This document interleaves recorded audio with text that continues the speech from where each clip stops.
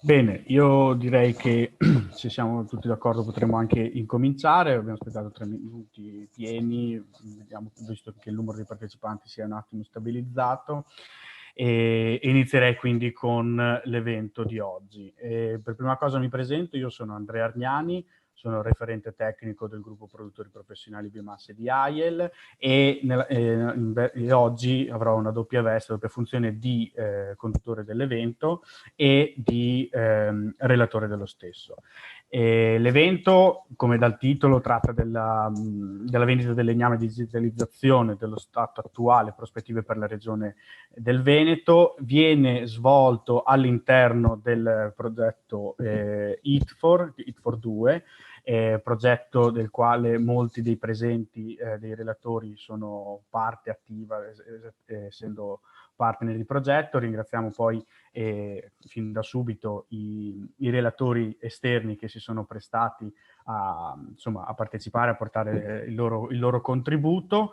Due questioni puramente tecniche prima dell'inizio. La prima, come vedete nella parte in basso del vostro schermo, c'è una sezione dedicata alle domande e risposte, del quale saremo ben lieti di rispondere. Purtroppo i tempi sono ridotti, quindi cercheremo di eventualmente selezionare le domande più importanti, più pertinenti, e faremo in modo che domande alle quali non siamo riusciti a rispondere in fase di webinar avranno risposta poi in un secondo momento in forma scritta. Per quanto riguarda invece la questione legata ai crediti formativi per l'ordine dei dottori agronomi e forestali è relativa al fatto di iscrizione dello stesso. Quindi quello che vi chiedo a tutti è di scrivere, per chi richiede appunto il credito formativo, di scrivere nome, cognome e numero di iscrizione all'albo nella sezione chat qui all'interno del webinar stesso. Questioni poi tecniche che ripeterò anche per chi si è appena collegato in un secondo momento. Detto ciò, io lascio direttamente la parola a Silvia Maier, della direzione ADG Fesere Foreste della Regione del Veneto, per il suo intervento. Insomma, attendiamo tutti con ansia quello che ci vuole dire. Grazie mille. Con ansia già non mi mettete a mio agio, diciamo. Comunque volevo prima di tutto ringraziare gli organizzatori per l'organizzazione di questo webinar e per l'occasione che mi viene data di poter dire delle parole in introduzione a questo evento. Vi porto innanzitutto i saluti dell'amministrazione regionale ed in particolare dell'assessore Federico Caner, che dall'inizio di questa legislazione ha sommato alle deleghe che già precedentemente aveva nella precedente legislatura, quindi alla delega alla competenza sui fondi comunitari, anche quella all'agricoltura e quindi allo sviluppo rurale.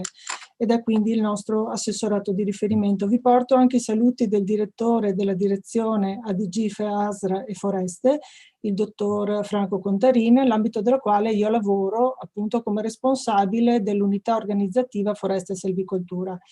È doveroso per me richiamare all'inizio di questo intervento introduttivo che la direzione ADG Fesere Foreste svolge il ruolo di autorità di gestione appunto del programma di sviluppo rurale. Un programma che veicola, come sapete, programma e veicola le risorse del FEASR per l'ambito rurale, agricolo e forestale veneto. E quindi in questo periodo di programmazione attraverso più di 1 miliardo e 180 mila euro di fondi pubblici tra cofinanziamento UE nazionale e regionale, funge da volano per lo sviluppo di tutto il settore, di tutto il comparto. Ed è proprio nell'ambito del PSR 2014-2020, quindi questo periodo di programmazione, che la Regione Veneto ha sostenuto l'innovazione nel settore agricolo, agroalimentare e forestale attivando in particolare la misura 16 dedicata, come sapete, alla cooperazione. E l'ho fatto con un elemento di originalità rispetto alle altre regioni.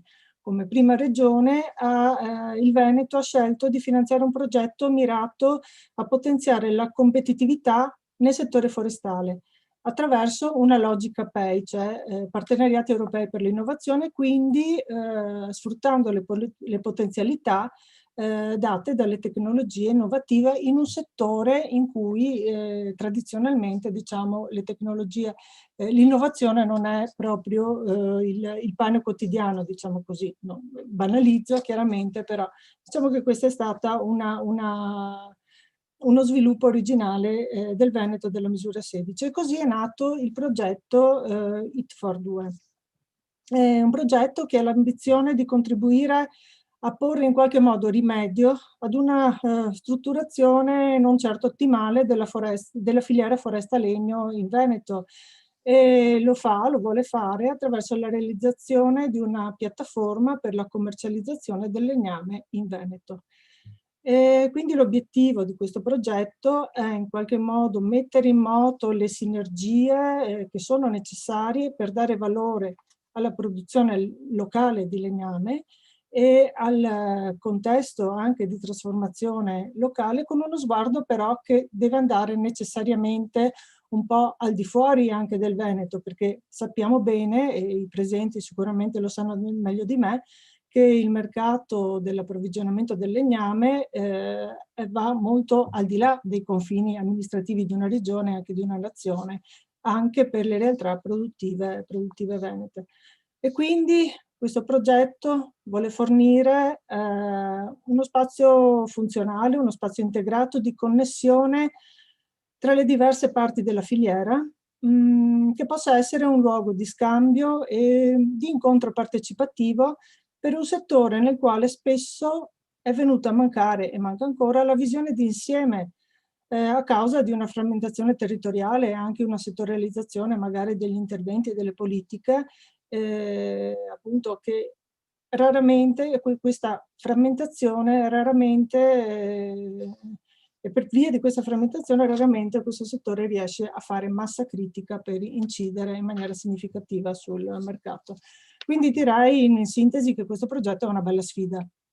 È una bella sfida che io però sono convinta che possa superare grazie a due elementi di potenziale successo. Il primo elemento è che se ne sentiva il bisogno. Il secondo elemento è che i tempi sono maturi.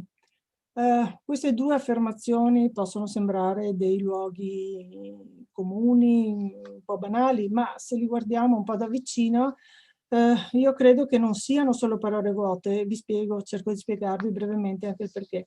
Dal punto di vista del bisogno, se ne sentiva il bisogno, devo sottolineare che questo progetto non parte con un approccio imposto, top down, da un'esigenza sentita ma non vissuta. Infatti il partenariato del progetto, il gruppo operativo del progetto IT4 ha preventivamente svolto una fase di innovation brokering per raccogliere proprio dal territorio le esigenze e verificare le precondizioni per l'applicazione dell'innovazione in questo specifico settore. E solo poi è risultato beneficiario anche del contributo per la costituzione del gruppo operativo e poi per l'attuazione del progetto pilota. Quindi è un progetto che intercetta un bisogno non teorico ma percepito e manifesto, e che a mio avviso è attestato anche dall'attenzione con cui ci guardano altre amministrazioni, altre regioni. Siamo un po' pionieri, anche se sappiamo bene che non siamo i primi come Veneto ad imbarcarci in questo percorso. Infatti guardiamo agli esempi già più maturi della provincia di Trento, della Camera di Commercio della provincia di Trento e della regione Friuli Venezia Giulia, che ci hanno preceduto nel mettere a punto questo tipo di struttura, di piattaforma. E con queste due realtà c'è una collaborazione fattiva e direi di mutua attenzione, la chiamerei con un termine biologico una simbiosi mutualistica, nel senso che da un lato Chi parte dopo non necessariamente è svantaggiato, perché può prendere ad esempio le migliori prassi e può, se è intelligente, qui certo in questo gruppo operativo non mancano né le competenze né le intelligenze, può prendere appunto, può cercare di evitare gli errori fatti da chi li ha preceduti. Dall'altro lato, quindi questo è un vantaggio per il Veneto per così avere una pista in qualche maniera già battuta, già sperimentata. Dall'altra parte però credo che anche per chi è già partito questo progetto venga seguito e osservato con attenzione per i nuovi spunti e le nuove tecnologie più attuali, più all'avanguardia che può mettere in campo. L'altro spunto che vi avevo dato, i tempi sono maturi. Purtroppo qui bisogna dire che i tempi sono maturati frettolosamente o precipitosamente anche grazie a due sventure. La prima sventura è stata Vaia, che ha messo in evidenza, ha messo a nudo, diciamo, perché questa carenza già si conosceva, ma ha messo veramente a nudo la debolezza della filiera, per cui ha accresciuto la consapevolezza che serve intervenire subito per colmare i punti deboli della filiera foresta legna. E questo è stato immediatamente evidente, quindi non c'è tempo da perdere. L'altra disgrazia, diciamo, è stata la pandemia, il Covid, che però ci ha fatto fare tutto un salto evolutivo, un balzo evolutivo, sia all'amministrazione, sia alle imprese e anche ai singoli cittadini, perché abbiamo tutti quanti appreso repentinamente, da un lato, il ruolo centrale delle tecnologie dell'informazione, che ci permettono di fare cose che forse qualche mese fa non avremmo pensato di fare in questa maniera. E dall'altro che tutto sommato siamo in grado di usare queste tecnologie in maniera molto diffusa e anche semplice, e quindi si è abbattuta una certa diffidenza verso questo tipo di strumenti. Quindi a mio avviso ci sono tutte le condizioni perché le molte aspettative riposte in questo progetto possano essere adempiute, insomma, possa essere data una risposta positiva. Però ci sono altri punti chiavi. Una cosa che mi piace spesso richiamare, perdonatemi se sono cose note e stranote, è la differenza che c'è tra un sistema informatico, che è uno strumento, per quanto tecnologicamente sofisticato ed evoluto, e un sistema informativo, che è un sistema invece che è in grado di creare valore dall'informazione gestita attraverso lo strumento. Quindi questo progetto mira a costituire una piattaforma tecnologica che nasce, abbiamo visto, forte delle precedenti esperienze e delle nuove tecnologie, ma questo non basta. Senza i dati fondamentali resta un contenitore vuoto, i dati che non sono solo input, elementi di banali input, sono dati che vanno caricati, inseriti, normalizzati, aggiornati, in una parola gestiti. E quindi senza queste informazioni da veicolare il sistema non può funzionare. Ma anche questo non basta, perché ci vuole un'attenzione ad intercettare, a rileggere e a assicurare una gestione smart, direi, dei processi. Uso la parola smart per dire una gestione intelligente, una gestione semplice, una gestione vicino a chi te li devi usare. Processi che tra l'altro sono dinamici, perché non basta analizzarli all'inizio, ma è necessario seguire le evoluzioni normative, le evoluzioni anche delle prassi, eccetera. E quindi bisogna essere molto attenti a questo aspetto, altrimenti il contenitore, pur pieno, pur portato in produzione, resta un contenitore statico e poco appetibile. Ma anche questo non basta per fare di un sistema informativo vero e proprio.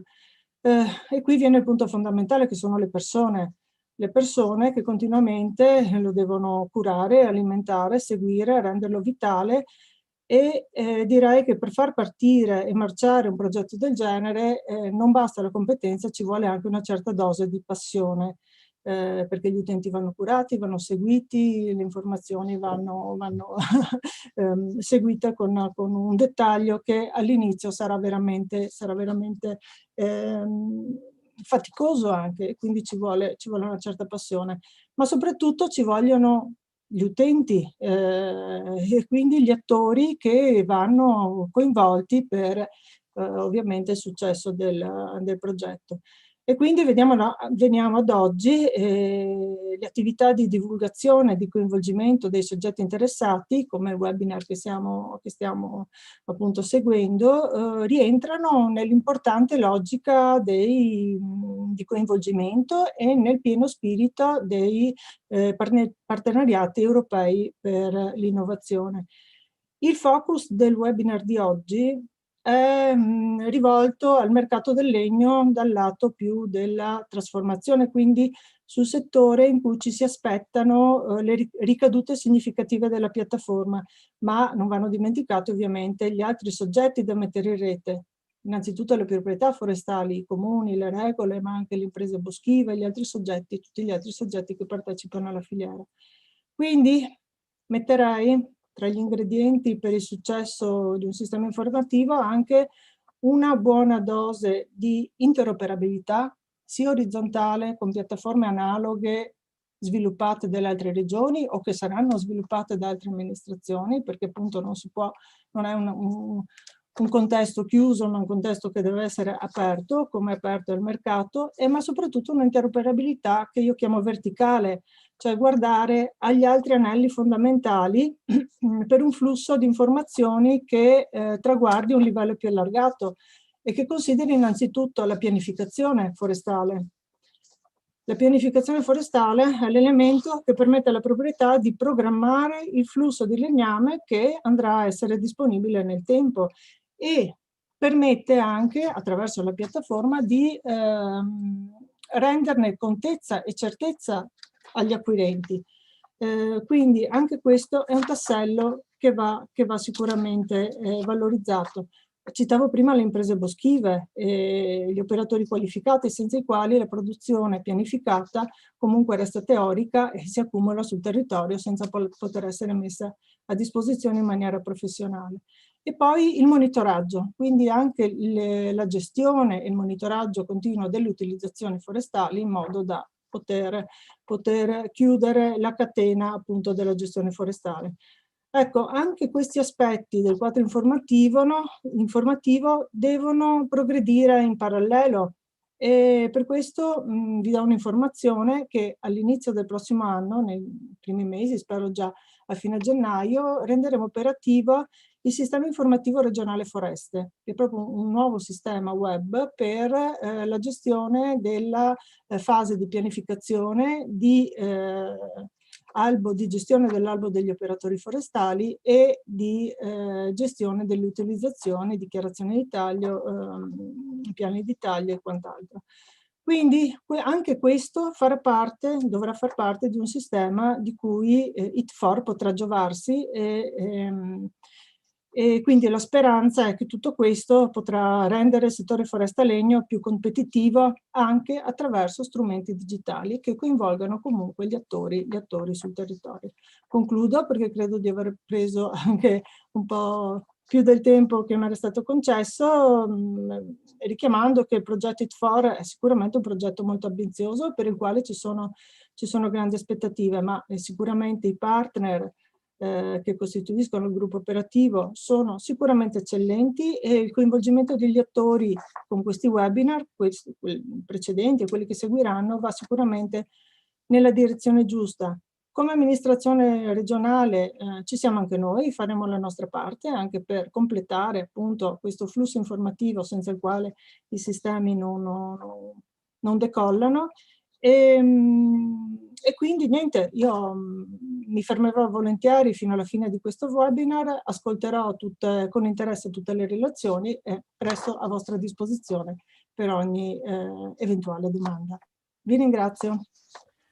Ottimo, grazie mille a Silvia Maier, parole sicuramente molto, molto importanti e molto utili, anche gli spunti e i però che sono stati menzionati in questo intervento. Io adesso senza troppo induzio lascerei la parola a Claudia Scarzanella di Confartigianato che parlerà appunto dell'ambiente in cui lavoriamo, che è il mercato del legname in Veneto, e del motivo per cui una piattaforma come questa può essere e deve essere inserita all'interno del contesto regionale.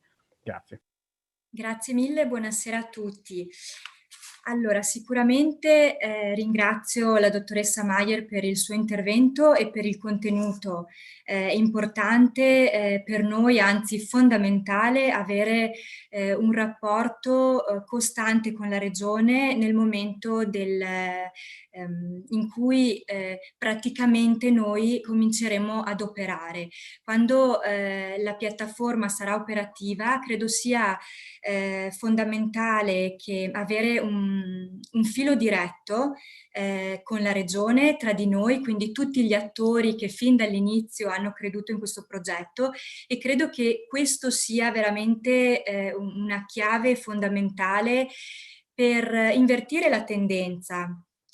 Questo progetto è nato perché evidentemente c'era una problematica nel settore, era evidente, ed è insomma può sembrare che questo progetto sia nato dopo Vaia. In realtà è nato prima di Vaia, e quindi ringrazio veramente tutti coloro che hanno creduto in questo progetto, e personalmente devo ringraziare il consorzio CIFORT che ci ha coinvolti, e io ovviamente ci ho creduto immediatamente, perché credo che di questo abbiano bisogno le imprese. Dico che le imprese hanno bisogno di questo per due motivi.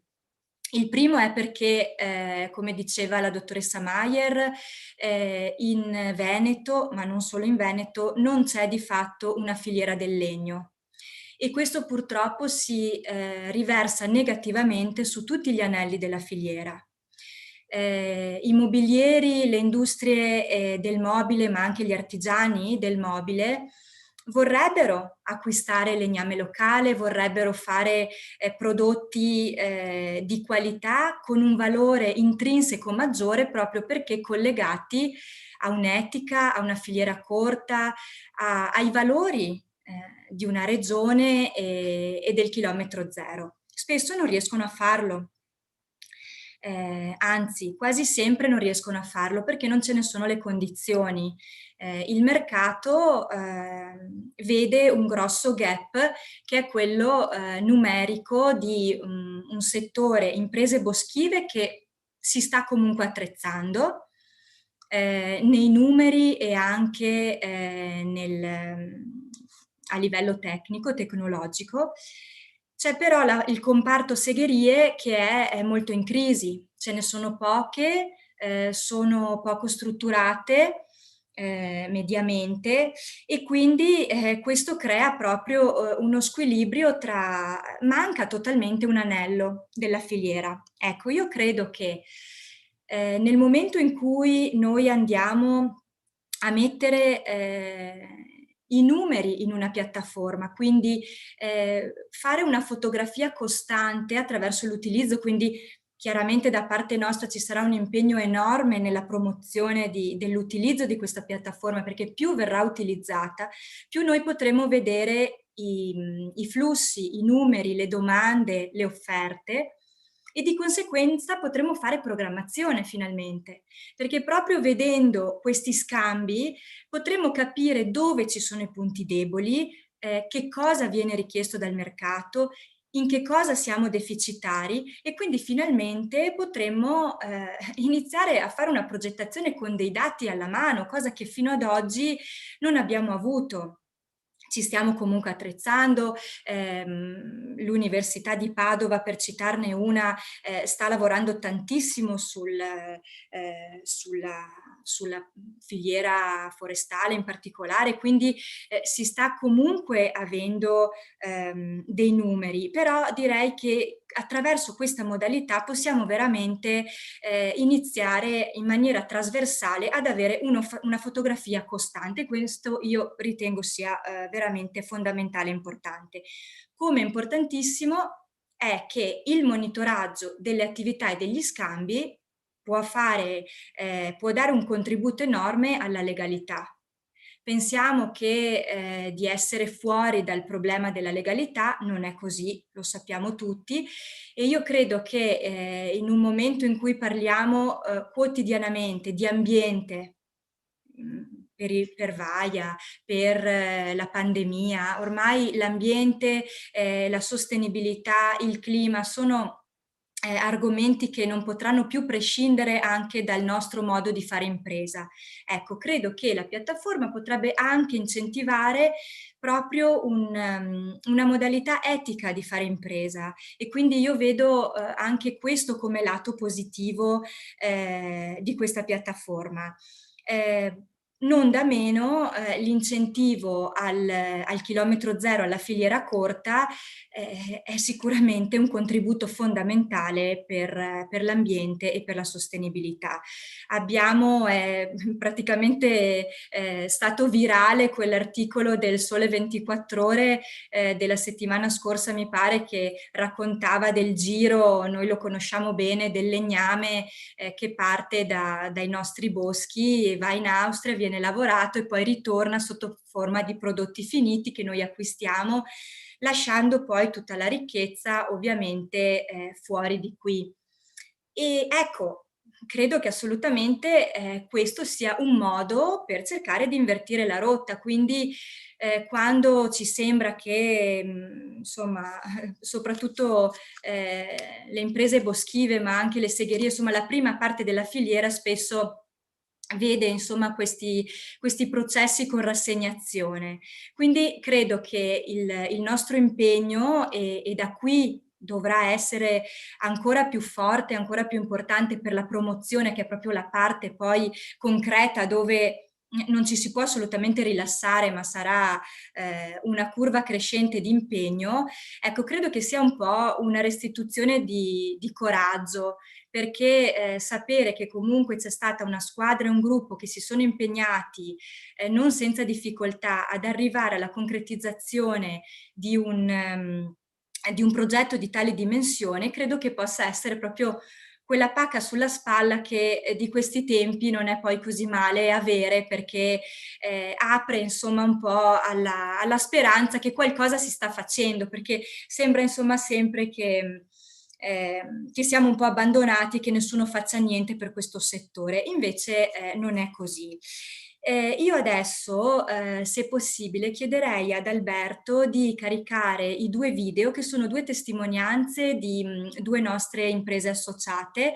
Una è un'impresa boschiva del Bellunese e una invece una segheria del Trevigiano, in maniera da avere insomma anche un po' così un feedback di quella che è la situazione. Sicuramente la situazione non è rosea, ci sono da parte delle nostre imprese sicuramente dei suggerimenti rispetto a quello che potrebbero essere delle problematiche sulla piattaforma. Andremo ad analizzarle, quindi fondamentale il fatto che la piattaforma deve essere seguita dal basso, quindi più ci sarà partecipazione, più sicuramente le cose andranno bene, perché poi è nel concreto che le imprese si accorgeranno se le cose vanno bene o vanno male.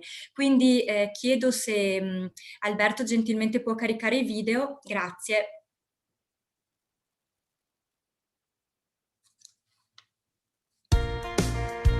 Sono Del Fabbro Pierluigi, titolare della ditta Del Fabbro Pierluigi Lavori Boschivi, con sede a San Vito di Cadore.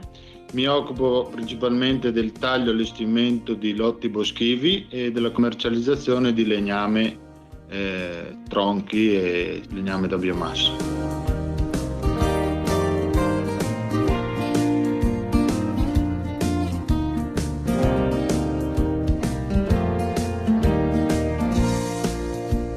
Il mercato attualmente, per quanto riguarda il legname da commercio, da segheria, lo vedo nell'ultimo periodo in minimo aumento, anche se a causa anche di questi ultimi eventi atmosferici che ci sono stati, della neve così, forse ci sarà un calo di nuovo.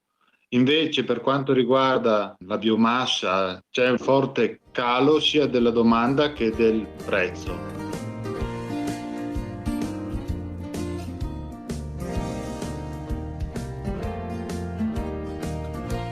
secondo me la piattaforma può essere molto utile per valorizzare la materia prima del legno e anche il prezzo. Può essere anche utile perché i proprietari del bosco possono venire a conoscenza di maggior ditte che possono essere interessate all'acquisto dei lotti. Dall'altro canto può essere uno svantaggio per le ditte in quanto ci può essere una maggior concorrenza. Sono Bruno Rec, titolare della società Rec SAS, segheria legnami in località Monfumo, provincia di Treviso. Segheria che si occupa l'80% di segagione in conto terzi di materiale quasi tutto proveniente dall'America, come noce nero, walnut, black walnut praticamente, per la maggiore, e rovere che viene dai paesi dell'est.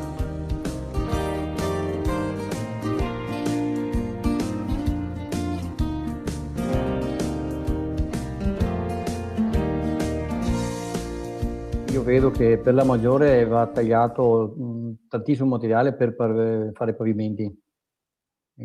Rovere e noce nazionale e noce americana sono i 3 legni che sono più richiesti in tutta Europa al momento, perché altra roba tipo travatura, ecco, l'edilizia è un po' là e là, un po' ferma, diciamo. Quindi va su restauri di pavimenti, quello pavimenti va parecchio. Sto lavorando parecchio con quei legni là, però è molto lenta rispetto agli anni scorsi che avevo un magazzino pieno di tronchi, adesso arriva giorno per giorno, molto diverso, diciamo, anche perché la gente non fa più magazzino, non fa più investimenti su materiale, perché manca anche il contante, diciamo, per fare e quindi ma vedo comunque che va, insomma, ancora sono diversi anni che lavoriamo abbastanza bene.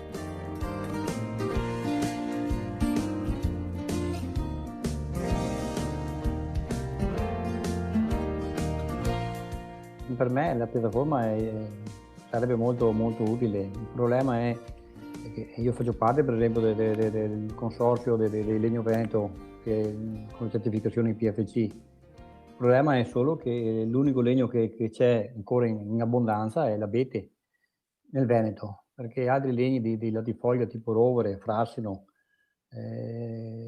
oppure betulla è un legno che viene nelle zone molto fredde perché sarebbe molto buono. Sono legni che non sono stati piantati a suo tempo e purtroppo adesso non ce ne sono tanti, bisogna andare a comprarli all'estero, quello è il problema. Bisognerebbe incentivare di più le piantagioni, come hanno fatto quel Prosecco, fare anche con piante da lavorazione che magari fra 10, 15, 20 anni i nostri figli, se gli viene la volontà di lavorare, hanno già un mercato aperto.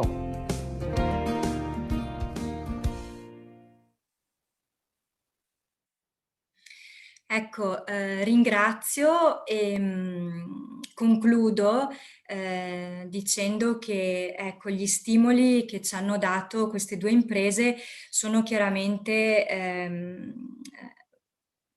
volti a fare questo tipo di conclusione.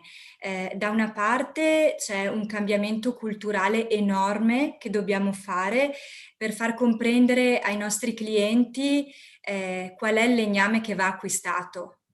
Il legname che va acquistato è quello che abbiamo noi, non quello che viene dall'Africa, no? Poi tutti possono avere esigenze particolari, però da che mondo è mondo è chiaro che per un semplice ragionamento di equità, sostenibilità e anche per un ritorno al territorio dobbiamo un po' invertire la rotta e cambiare la cultura.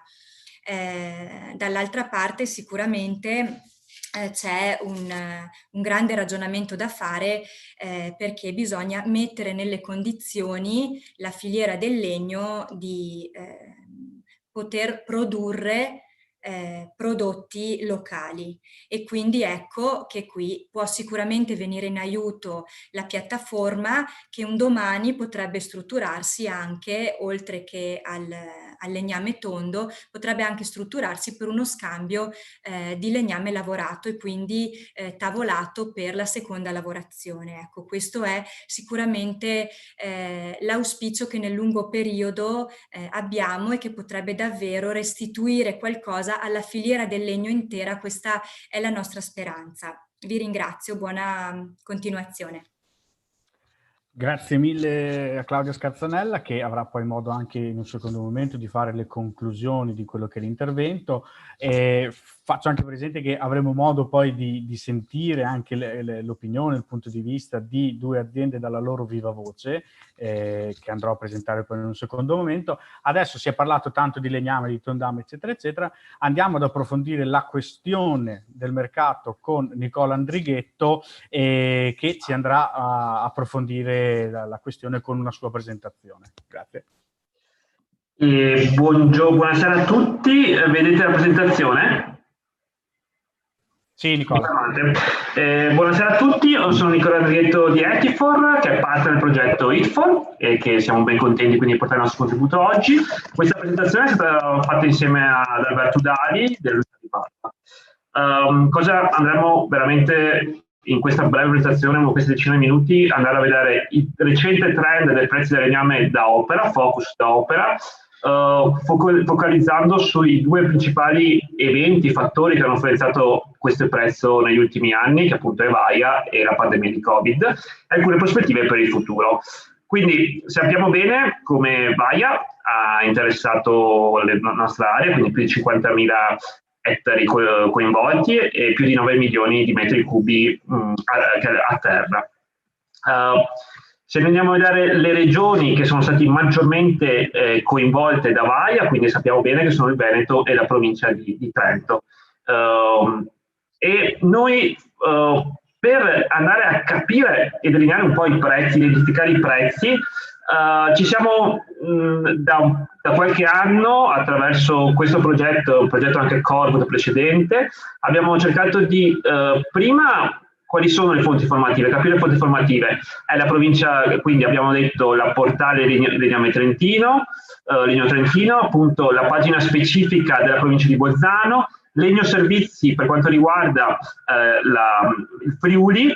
Per quanto riguarda invece il Veneto, quanto è importante, come diceva prima i colleghi, questo tipo di iniziativa come ITFOR, perché abbiamo cercato di delineare i prezzi attraverso delle interviste con i proprietari, con i venditori. E quindi Vaia come ha impattato sui prezzi del legname nella nostra area? Ha fortemente impattato, quindi a grandi linee, come si può vedere, ha impattato un 65%, quindi una riduzione del 65% del prezzo degli impiedi delle conifere. Il prezzo su strada è stato meno impattato. Questo perché? Probabilmente perché i lotti che sono stati venduti su strada appena post Vaia erano lotti immensi per il nostro contesto, e come sappiamo bene in questi tipi di lotti, come abbiamo detto anche prima, spesso sono stati vinti da aziende straniere o aziende italiane, grandi aziende italiane che dopo hanno venduto all'estero, quindi è stato un po' svenduto il materiale in piedi. Vi faccio un esempio: l'asta di Grigno, per esempio, dal tipo di Marcesino, è stata la più grande asta di legname mai effettuata in Italia, e quindi era una quantità di legname che il nostro settore, la nostra filiera non era pronta probabilmente a ricevere. Quello che voglio però sottolineare è che dobbiamo essere consapevoli che c'è stato Vaia, ma in Europa in questi 3 anni, nel 2017-2019, ci sono state più di 270 milioni di metri cubi di legname danneggiati da fattori ambientali o da attacchi di boschi. Quindi c'è Vaia, ma in Europa abbiamo questi eventi favoriti dalla famosa cambiamento climatico, quindi eventi sempre più frequenti. E se andiamo anche precedentemente, sappiamo quali sono gli eventi che hanno caratterizzato anche il nostro mercato precedentemente. Questi alcuni esempi, e potete farvi un'idea di quanto legname questi eventi hanno immesso sul mercato. Il futuro, qualche esperto del settore dice: attenzione, nei prossimi anni il legname danneggiato e quindi da questi eventi aumenterà. Vi porto esempio di questo di questi siti, appunto, che solo per quanto riguarda l'Europa centrale prevedono che tra il 2020 e il 2024 ci sarà un raddoppio del legname danneggiato da eventi atmosferici o da bostrico, quindi sarà sempre più un fattore il legname provenienti da questi eventi, quindi dobbiamo riuscire a essere pronti come filiera. Sicuramente una piattaforma come It4 questo ci potrà venire incontro.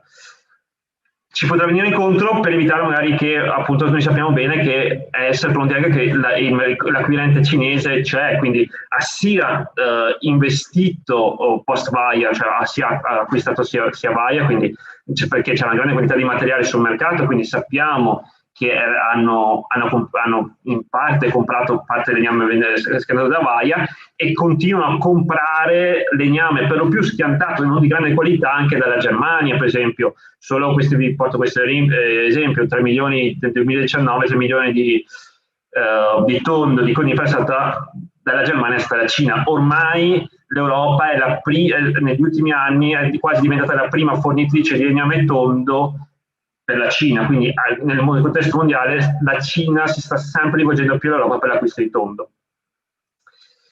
E la parentesi Vaia voglio concludere, diciamo che già nel 2000 si diceva che dopo l'OTAR che anche in Italia questo poteva succedere e dobbiamo essere pronti attraverso una organizzazione e coordinamento, quindi dobbiamo essere pronti come filiera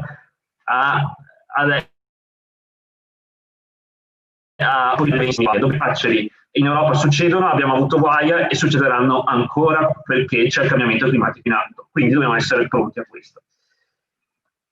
La seconda parte della mia presentazione, appunto, è un po' su Covid, quindi quali sono stati gli impatti di Covid sui prezzi. Ovviamente è ancora abbastanza presto per dirlo, sappiamo che è stato un lockdown di marzo, quindi blocco dei cantieri, rallentamento dell'intera filiera.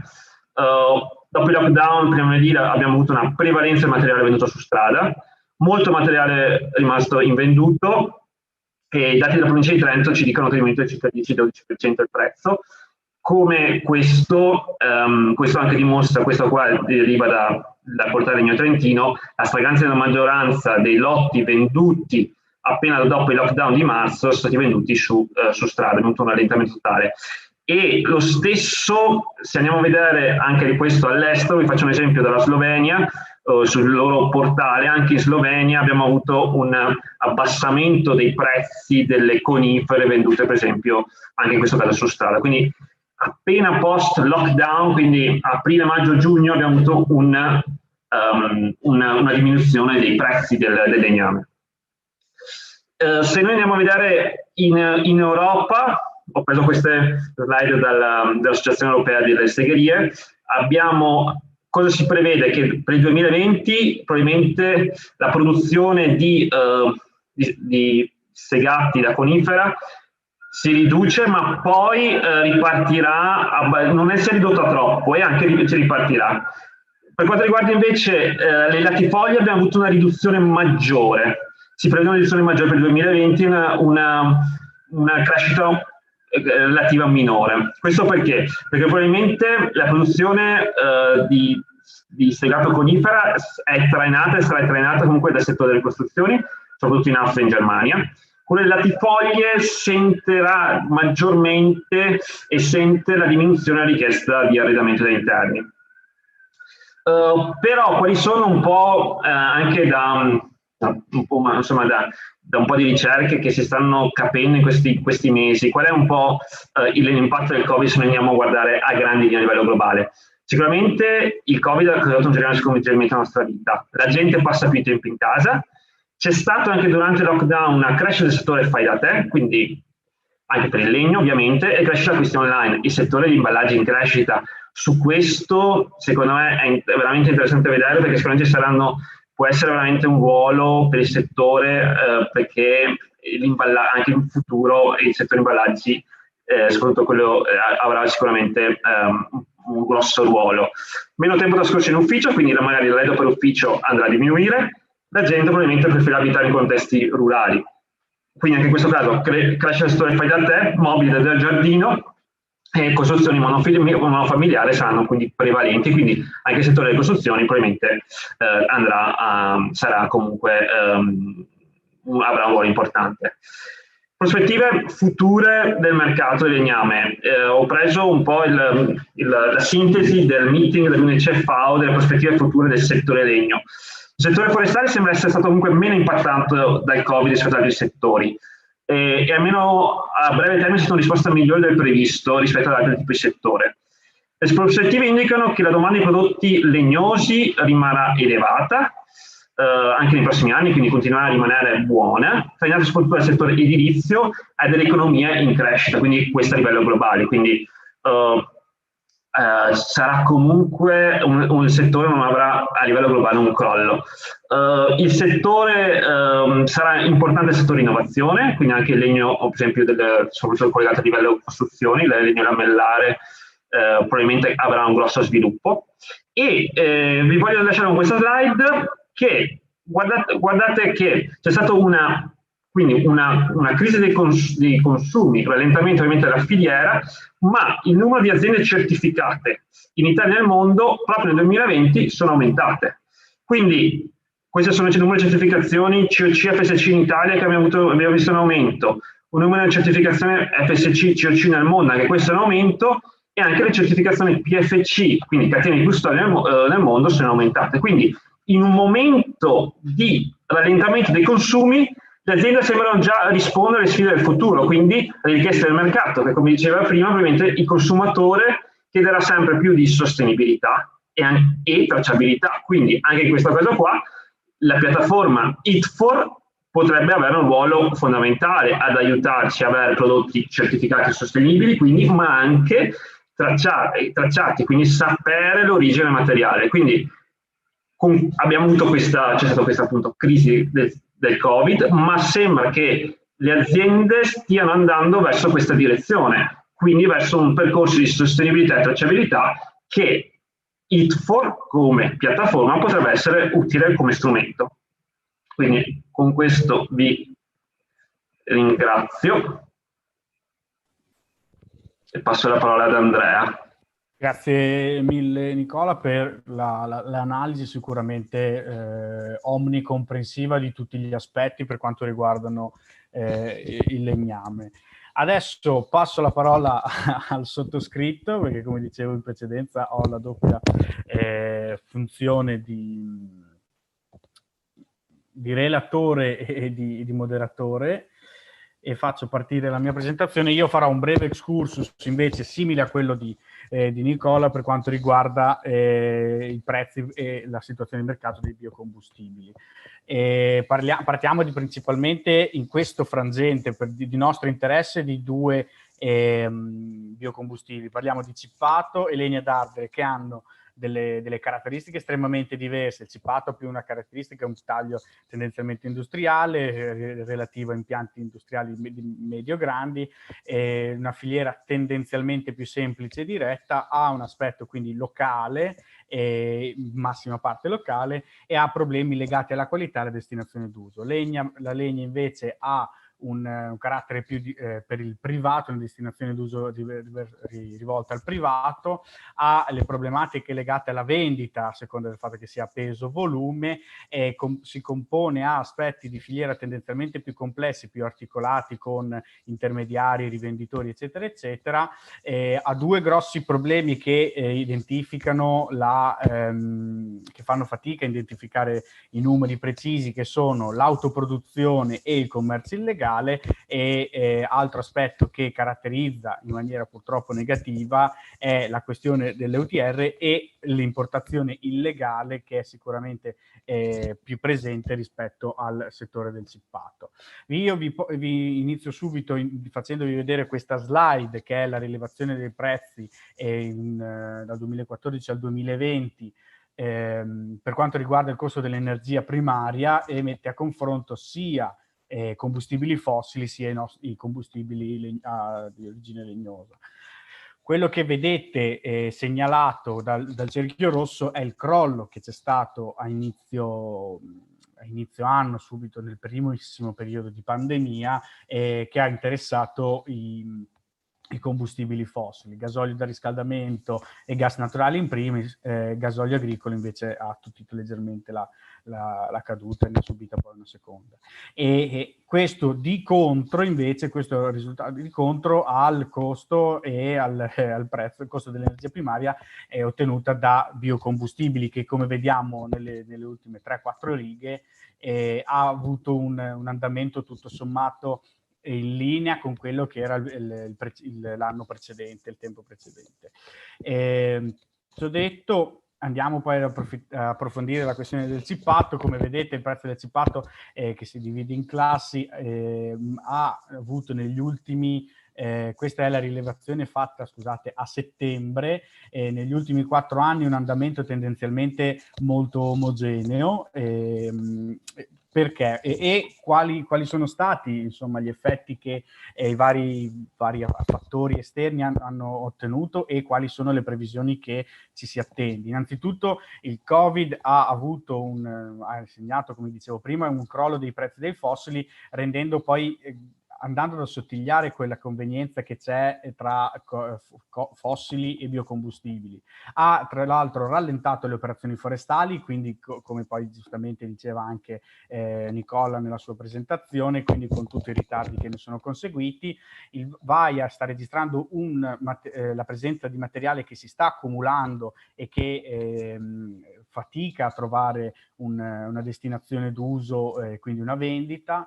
Sempre VAIA poi ha scoperto quello che per quanto riguarda il settore del cippato, la produzione del cippato, ma non solo, il rischio degli improvvisati, i cosiddetti non addetti al settore, che a fronte di una disponibilità di materiale assolutamente importante si improvvisano con tutte le problematiche del caso, si improvvisano e si dedicano alla produzione di biocombustibili, quali legno d'arbore e cippato, come attività a latere di altre attività.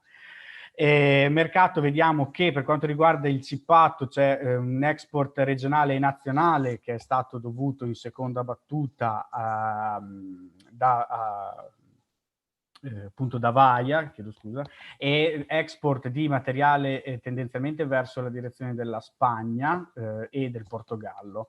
Per quanto riguarda le previsioni che noi come associazione ci attendiamo, abbiamo visto che il Covid sta generando e aveva già generato un generale ritardo su vari aspetti legati principalmente al mercato e all'attivazione di alcuni incentivi che sostengono la filiera su più fronti.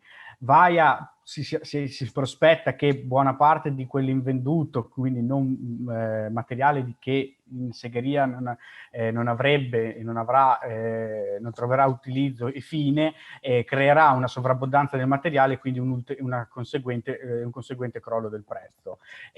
A livello di mercato ci stiamo fronteggiando adesso, ancora non si vedono molto con certezza i risultati, ma ci aspetteremo delle variazioni in quello che è il prezzo dovute alle incentivazioni che sono già state attivate a livello governativo e quelle che con molto ritardo sembrerebbe stiano per arrivare di qui a pochi mesi. Altra menzione per quanto riguarda una zona esterna, quella che è il Veneto, ma nello specifico la Lombardia, registriamo materiale in accumulo anche in seguito a un altro evento tendenzialmente straordinario che è la tempesta Alex. Andando avanti poi alla legna da ardere, abbiamo, questi qui sono i prezzi medi che si registrano, come dicevo prima, una delle grosse problematiche, una delle più che problematiche e difficoltà che si ha a gestire e a fare questo tipo di analisi sulla legna da ardere è che viene venduta a volume, a peso e quindi ne va a variare in maniera, il contenuto idrico ne va a variare molto il valore. Vediamo che per quanto riguarda una legna di buona qualità si ha circa un valore di 165 euro alla tonnellata come valore medio che varia dai 153 ai 184 euro. Si scende a 78 euro se si parla di metri steri accatastati. Qui gli effetti che abbiamo registrato sono: il Covid ovviamente ha registrato un blocco delle vendite degli apparecchi, un ritardo, comunque una diminuzione di vendite degli apparecchi domestici, che si è in qualche misura poi riversato anche su quello della legna da ardere. Sono state rallentate anche le operazioni forestali, in alcune zone sono state bloccate per un certo periodo anche in maniera totale quelle di autoproduzione, e per quanto riguarda Vaiat si registra un materiale in accumulo che in alcune zone non è ancora stato sboscato, chiaramente. Il mercato, l'export, scusate, qui c'è un errore, un import è stato ridotto per i limiti di possibilità di trasferimenti tra vari confini internazionali, e quelle che le previsioni che noi come associazione ci attendiamo, nuovamente la stessa misura per quanto riguarda il cippato, un generale ritardo su vari aspetti, incentivazioni, eccetera, eccetera, il crollo della qualità di questo materiale che non viene raccolto. Le incentivazioni nazionali invece ci si aspetta che, vista anche poi la strutturazione delle stesse, con specifica attenzione alla certificazione di qualità del materiale, possa dare slancio in qualche maniera al settore, e appunto anche questa una richiesta crescente di materiale di qualità a fronte di problematiche legate alla qualità dell'aria, e un'azione necessaria che abbiamo notato è quella di istruzione del cliente sulla qualità della legna d'ardere e sulla legna d'ardere stessa.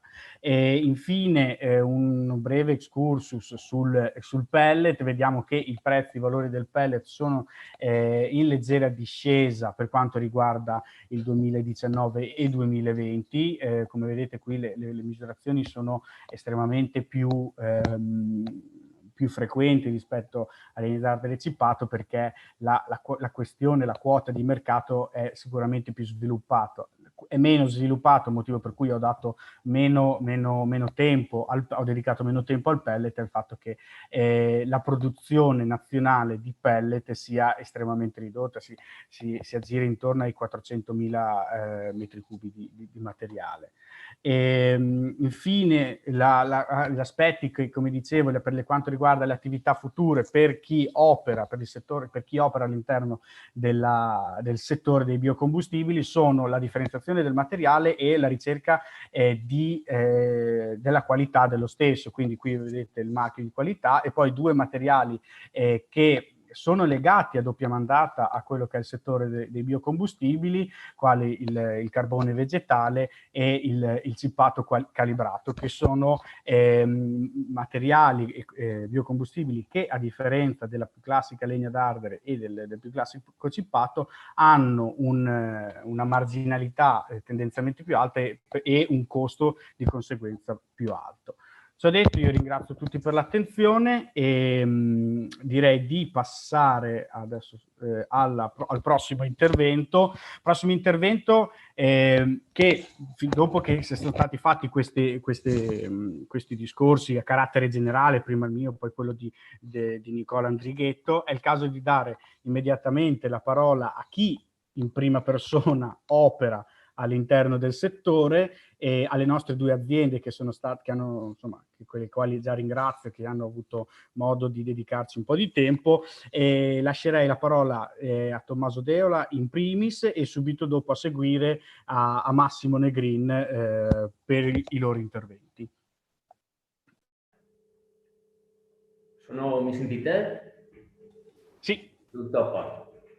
Ecco, buonasera a tutti. Io intanto mi presento, sono Deola Tommaso, sono probabilmente la parte più pratica e non tecnica di questo webinar. Porto i saluti del mio consorzio, del nostro consorzio, del CIFOR, e porto i saluti del Conaibo, dove anche là sono vicepresidente, e un saluto particolare arriva dal mio presidente Livio Bostolo. Che dire, la categoria, cioè, l'impulso che le aziende forestali hanno dato probabilmente negli ultimi 15 anni è stato un impulso che prima non c'era mai stato, quindi notevole sia a livello politico che a livello tecnico, a nostro giudizio, soprattutto con l'entrata insomma del coordinamento nazionale. La categoria è sempre rimasta un po' dimenticata, no? Lasciata sul dimenticatoio perché probabilmente c'erano cose ben più grandi e i livelli, insomma, probabilmente è sempre stato un po' una ruota di scorta il settore forestale in Italia, di conseguenza solo adesso probabilmente ci si sveglia un attimo dopo Vaia, soprattutto perché si vede un territorio che non piace più. Comunque la categoria ha sempre lavorato sul rurale, sull'ambiente montano, sull'ambiente collinare e piano piano ha raggiunto degli obiettivi, insomma, ha raggiunto a livello regionale il patentino di idoneità tecnica forestale e parlando di testo unico in materia forestale, piano piano si spera di raggiungere anche l'equiparazione formativa su tutto il territorio nazionale, no? Quindi dopo avere perlomeno delle regole comuni e un'idea comune di quello che è il territorio.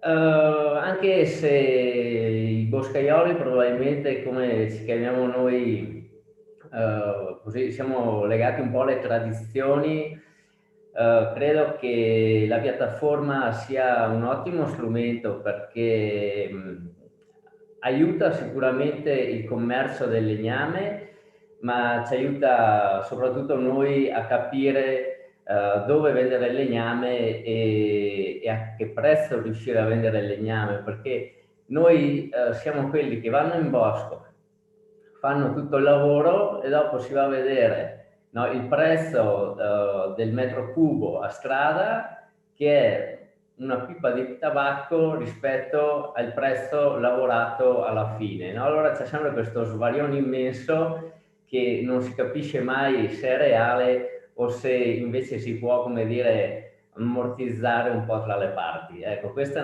una cosa che sono curioso e secondo me la piattaforma può dare una grossa mano. Quindi parlando di sfide, sicuramente oltre a quella dei cantieri forestali, che sicuramente è una sfida grande, che non ci siano grossi malanime, insomma grosse, come si può dire, dei grossi infortuni, la sfida grande è proprio quella del materiale, di riuscire a piazzare il materiale, anche senza parlare di numeri, di grandi produttività, perché adesso al giorno d'oggi si parla sempre di fare numeri, anche la tecnologia aiuta sempre a fare numeri, però tante volte ci si trova, e qua faccio magari una parentesi proprio aziendale, un'azienda come la nostra che ha 36 anni, che è sul settore, si trova davanti magari ogni anno, magari 2 o 3 volte all'anno, con degli assortimenti che, perché lavora poco, perché non sono, come si può dire,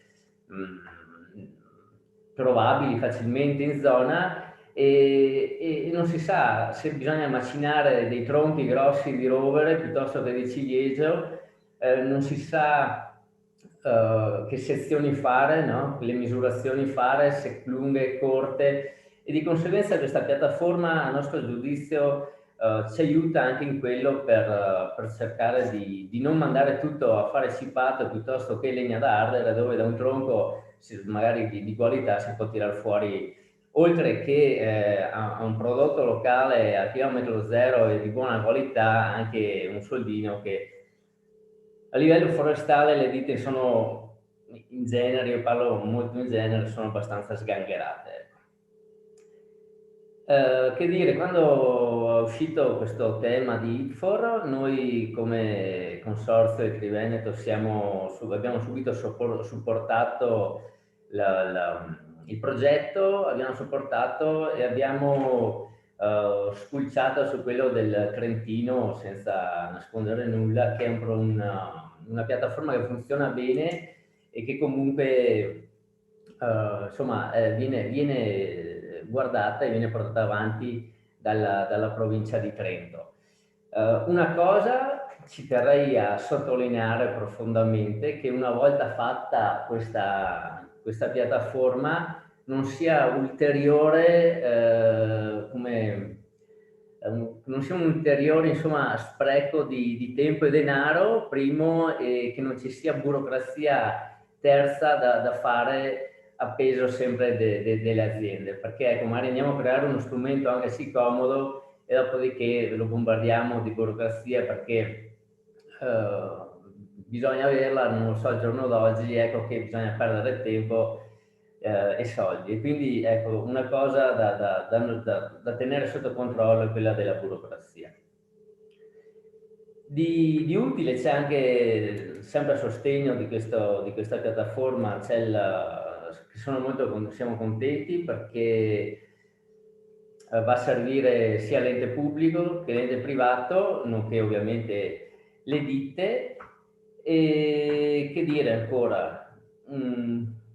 Sì, e spero che magari la Mayer si prenda a cuore questa cosa, che una volta fatto finito il progetto fatto col PSR venga insomma sostenuto fortemente dalla regione, insomma, e non magari lasciato in un angolo piuttosto che sostenuto così molto, molto blandamente, ecco. Prendere stimoli piuttosto da quello del Trentino, dove la provincia è forte di questa cosa, e dar mano insomma a questo nuovo progetto. Niente, per ultimo chiudo, sia come con Ciford sia come con Aigo, avrei il piacere, magari finito, quando Zaia ci lascerà andare a bere ancora qualche aperitivo, di arrivare in regione, magari ascoltato da qualcuno in prima persona, che non si capisce bene anche là chi è il nostro referente adesso, e quindi fare due chiacchiere, insomma, avere un confronto diretto da consorzio a regione, insomma, ecco, tutto là. Io ringrazio e non ho altro da dire. Io, senza grossi indugi, lascio la parola a Massimo Negrini. Buonasera a tutti, mi sentite? Perfetto. Bene, allora un saluto ovviamente in particolare agli organizzatori, che ringrazio, e a tutti i relatori. Ho ascoltato con attenzione gli interventi che mi hanno dato importanti spunti. Ecco. Io qui rappresento la Biomass Green Energy, che è un'azienda che opera nell'ambito della produzione e commercializzazione di cippato. Ma appunto vorrei portare un po' le istanze di quelli che sono, di quello che è il settore della produzione di biomassa a scopo energetico, con un focus specifico sul cippato, quindi con destinazione per la produzione di energia termica o elettrica e termica in cogenerazione.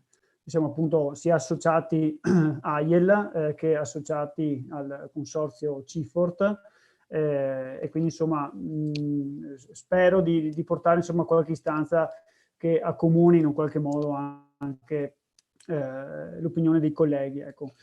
Ecco, in estrema sintesi noi ci occupiamo della produzione di cippato di due macro categorie. Diciamo cippato di classe più bassa, quello destinato a centrali di medio-grossa taglia, quindi ottenuto dal recupero e la valorizzazione di cimali e ramaglie di più scarso valore, ma appunto avendo visto che quel mercato è particolarmente saturo e riguarda pochi grandi acquirenti, l'intento negli anni è sempre stato quello di, diciamo, in qualche modo diversificare la produzione, quindi alzando la qualità attraverso l'infrastrutturazione dell'azienda. Quindi parlo di una piattaforma con all'interno un essiccatoio per la lavorazione e l'essiccazione del materiale, piuttosto che sistemi di tagliatura. Ecco, cerco di fare un attimo il quadro anche del mercato che riguarda questi due macro segmenti di destinazione del cippato appunto ad uso energetico, per poi dire quali secondo noi potrebbero essere gli sviluppi e anche l'importanza strategica che il portale per la commercializzazione del legname e dei sottoprodotti in Veneto può dare. Allora, diciamo che per quanto riguarda il materiale di più scarsa qualità, questo normalmente appunto viene, come accennavo prima, destinato a grandi centrali che normalmente producono energia elettrica esclusivamente oppure in cogenerazione. Quindi parliamo appunto di materiale molto povero, parliamo di enormi volumi, parliamo di pochi gestori che assorbono ingenti quantitativi di materiale. Non abbiamo in questo momento, diciamo, sul territorio nazionale la previsione della realizzazione di nuovi progetti, quindi di nuove centrali, quindi ci troviamo di fronte a un mercato abbastanza piatto, stabile e in un qualche modo, tra virgolette, controllato dal punto di vista dei prezzi anche da pochi soggetti. Quindi contestualmente ci troviamo ad avere una grossa offerta di materiale sul mercato e una, diciamo, richiesta tendenzialmente in calo se la consideriamo poi distribuita al numero di operatori che sempre più si stanno rivolgendo a questo mercato a causa anche delle grosse, diciamo, disponibilità che ci sono sul territorio, soprattutto sui nostri territori a causa anche appunto di Vaia, ma non solo.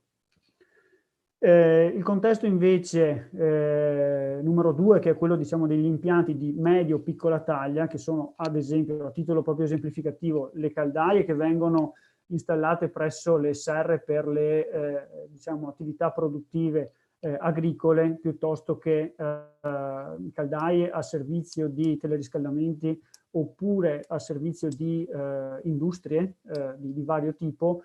Sono quelle che ovviamente assorbono nel complesso un quantitativo molto più basso in termini volumetrici, ma che richiedono di parte una qualità più elevata del materiale, perché sono impianti diciamo molto più piccoli. In questo particolare frangente momento storico ci troviamo purtroppo anche in questo ambito ad avere una disponibilità molto elevata di materiale e anche di qualità. Parliamo appunto di tutto quello che è il residuo dei tronchi che normalmente, i tronchi di diabete residuali dalla tempesta Vaia in particolare, che non trova altra destinazione se non quella del cippato, quindi quello che non va neanche all'imballo comunque ha un'ottima qualità per gli impianti di medio-piccola taglia anche a cippato. Per complessità e, diciamo, aspetti problematici del momento. Oltre quindi alle enormi quantità di Vaia, troviamo contestualmente una media delle temperature molto elevata, quindi tutto quello che è il fenomeno del cambiamento climatico che stiamo riscontrando appunto anche in questi mesi, l'abbassamento dei consumi, delle produzioni e quindi anche dell'utilizzo termico dovuto ai fermi causati dalla pandemia. Oltre a questo ci si aggiungono anche, diciamo, la sfiducia che gli operatori hanno rispetto a strumenti incentivanti quali i conosciuti certificati bianchi, e quindi anche in questo momento, anche in questo segmento, troviamo uno stallo del mercato e un forte abbassamento dei prezzi. Bene, fatto questo quadro, tra virgolette, drammatico, riteniamo come impresa, e mi sento di diciamo, portare la voce anche dei colleghi, troviamo appunto che il portale ITFOR sia assolutamente strategico per portare a una diversificazione dei prodotti e alla conoscenza di nuovi prodotti, ma soprattutto per accorpare e organizzare l'offerta e individuare quindi anche nuovi canali commerciali, gestendo e organizzando meglio la logistica degli approvvigionamenti, quindi non necessariamente attorno all'orto di casa, ma individuando anche, diciamo, acquirenti più lontani, ma magari disposti a pagare di più. E questo lo si può fare solamente ed esclusivamente in gruppo o comunque facendo vedere cosa riusciamo a produrre e cosa riusciamo a mettere appunto sul mercato. Quindi quello sul quale noi ci stiamo concentrando è appunto la diversificazione dell'offerta e anche della sua destinazione. In più occasioni è stato citato il dubbio se andare a cippare o no un certo tipo e quindi destinare a biomassa un certo tipo di prodotto o sottoprodotto. A mio avviso si può fare molto molto di più rispetto ad oggi sulla selezione e sulla diversa destinazione dei materiali per dare una maggiore appunto valorizzazione. Però se nessuno sa che stiamo facendo questo, nessuno ce lo chiede e lo compra, e quindi non possiamo in un qualche modo darne un valore aggiunto. Quindi confidiamo molto sul fatto che la piattaforma possa aiutarci in questo e che le istituzioni possano seguire il progetto e supportarlo e dare gambe per il futuro. Ecco, quindi spero di non aver rubato troppo tempo e ovviamente sono a disposizione per eventuali domande, confronti o chiarimenti. Vi ringrazio ancora e ho chiuso. Ottimo, io ringrazio Massimo e Tommaso sicuramente per i loro interventi sicuramente molto preziosi, oserei dire anche a tratti molto, molto stimolanti per alcuni degli altri relatori qui presenti. E ciò detto, lascerei la parola a Mauro Zennaro di Assolegno, che è stato, come dire, non bersaglio, ma sicuramente indirizzario di alcune delle cose che sono state dette nei 2 interventi precedenti. Quindi lascio la parola a Mauro Zennaro, grazie. Buonasera a tutti, intanto grazie dell'invito. Sono qua in veste di consigliere delegato come gruppo costruttori di Assolegno e i contenuti un po' della mia presentazione sarà cosa è Assolegno, i prodotti per la filiera, perché interesseranno la filiera edile soprattutto, e poi suggerimenti per la filiera locale e le conclusioni. E chiedo anche a Alberto la collaborazione di passare alle prossime slide.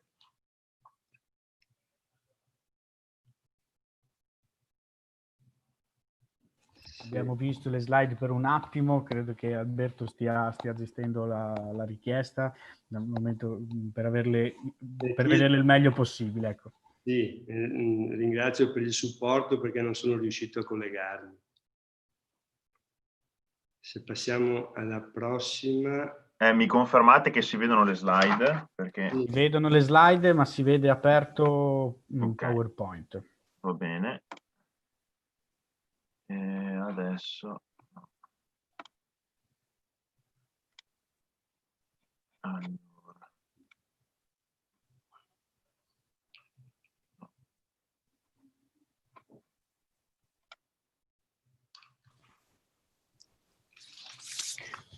Allora Alberto, noi vediamo ancora il tuo slide master, però se per Mauro Zennaro va bene, io procederei in questa direzione qui.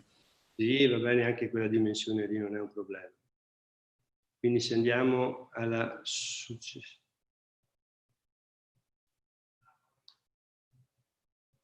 Se andiamo alla successiva.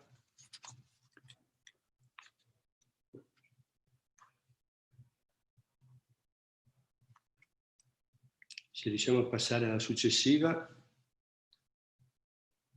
Ecco qua. Allora, Assolegno.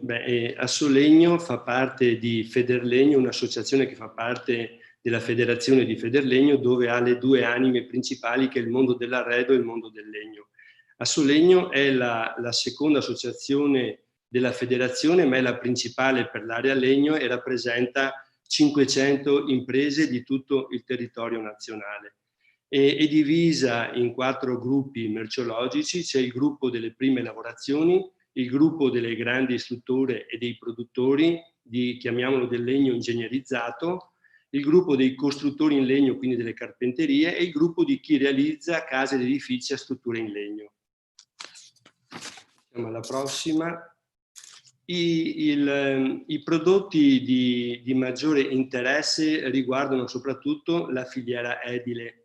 Prima avevo sentito anche da parte di un intervento di un imprenditore che ha una segheria, che parlava che il mondo delle costruzioni è un mondo un po' in calo, in sofferenza. Non è proprio così, forse è anche un vecchio modo forse di vedere il mondo delle costruzioni, perché il settore delle costruzioni in legno negli ultimi anni ha avuto veramente una grande espansione, soprattutto grazie a una sensibilità verso la bioedilizia, e diciamo che oggi rappresenta in Italia il 7% del costruito con 3.400 unità abitative. Questi sono dati che noi abbiamo con il centro studi di Federlegno Arredo in collaborazione con ANCE, e in questo periodo è anche uscito il quinto report delle case, quindi casomai dopo gireremo anche queste slide per avere maggiori informazioni su questo mondo. Le regioni più interessate soprattutto sono la Lombardia, il Trentino Alto Adige, il Veneto e l'Emilia Romagna. I prodotti che sono maggiormente interessati sono i prodotti, diciamo, ingegnerizzati come il lamellare, il KVH, i pannelli a strati incrociati e incollati, poi abbiamo i semilavorati come il perlinato, l'istellio, tavolato, battentato. Se noi pensiamo che l'Italia è al quarto posto a livello europeo, solo con il 7% però del costruito a livello nazionale, pensiamo che oggi paesi come la Germania, che raggiunge il 25% dei permessi di costruire, quanto ancora c'è da fare e quanta crescita c'è ancora in questo settore qua. Passiamo alla prossima. Quindi il mercato, noi in questo momento qua assistiamo ad una difficoltà a reperire i prodotti, sia i semilavorati ma anche i segati, perché ci sono paesi come oggi gli Stati Uniti che stanno veramente importando tantissimo materiale dall'Europa centrale proprio dedicato al mondo delle costruzioni. Quindi anche l'edilizia, come abbiamo parlato, che è in crescita, soprattutto poi per una destinazione di edifici a destinazione terziaria. Oggi in Italia il mercato, se facciamo 100, 50 è residenziale per l'edilizia in legno e 50 invece è terziario. Però su questo terziario solo il 18% è pubblico. Abbiamo visto come in questi ultimi anni c'è una vera e propria attenzione nell'andare a realizzare edifici pubblici a struttura in legno proprio per dare quel senso di sostenibilità e di economia circolare. Tra i prodotti che stanno avendo una crescita veramente importante sono le travi lamellari e i pannelli incrociati, perché c'è anche questa tendenza non più di abitazioni residenziali, ma stiamo vedendo proprio uno sviluppo importante di edifici multipiano che vanno sempre più in senso verticale. Passiamo alla prossima. Quindi, prima ho sentito anche parlare di prezzi. Prima della crisi del 2008 i prezzi erano abbastanza, diciamo, tendevano ad avere un certo innalzamento, poi dopo la crisi c'è stato un appiattimento dei prezzi, oggi invece i prezzi sono in risalita. Basti pensare che ordini che oggi noi facciamo per consegna 2021, gennaio-febbraio 2021, c'è un incremento da parte dei prezzi del legno ingegnerizzato circa del 10%, e anche la difficoltà di averlo perché i tempi si stanno allungando. Alcuni paesi, mi viene in mente come il mercato della Russia, hanno evitato le esportazioni dei tronchi mettendo dei dazi importanti e quindi cercano di trattenere la materia prima perché venga trasformata nel proprio paese e non ci sia quel dover portare via e di impoverire in qualche modo tutta una filiera e un settore. Però se vediamo dal grafico di destra la Cina come sta crescendo negli ultimi anni per importazioni di conifere che arrivano dal mercato europeo. Se pensiamo che l'Austria prima del 2008 l'Italia importava circa il 70% della produzione austriaca, Oggi noi facciamo fatica ad arrivare a un 40-41%. Questo ci fa capire come altri paesi sono di maggiore interesse, altri mercati, e quindi noi siamo anche sempre visti come un'alternativa, non più come il partner principale come eravamo prima. Ben venga, secondo me, questa piattaforma che incrocia domanda e offerta per una filiera corta. Se passiamo alla prossima.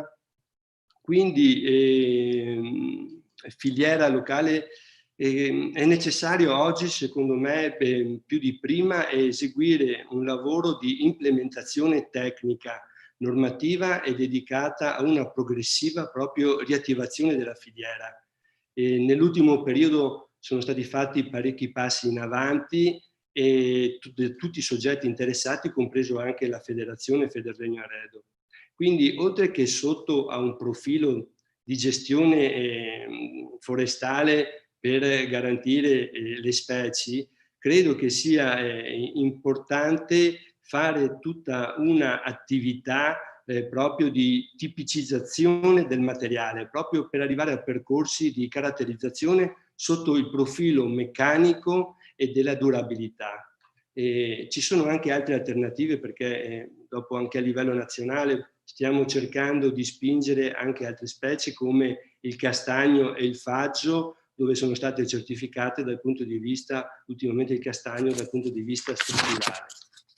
Se passiamo alla prossima presentazione, quindi qua diventa, secondo me, anche merita una riflessione i crediti di carbonio. Contabilizzare i crediti di carbonio generati dal legno vergine italiano, secondo la decisione del regolamento europeo, diventerà un driver veramente importante per lo sviluppo della filiera nazionale. Sulla base di questo concetto stanno partendo dei progetti specifici tra Federlegno Arredo e Conlegno, dove si vuole cercare di creare un mercato per la vendita e la gestione di questi crediti. Quindi si vuole definire un marchio che associ unicamente il legno per il suo impiego climatico e la sua origine italiana, alla fine proprio di poter valorizzare il legno nazionale e tutta la sua filiera con un marchio specifico che sarà marchiato Legno Clima. E come funzionano questi crediti di carbonio?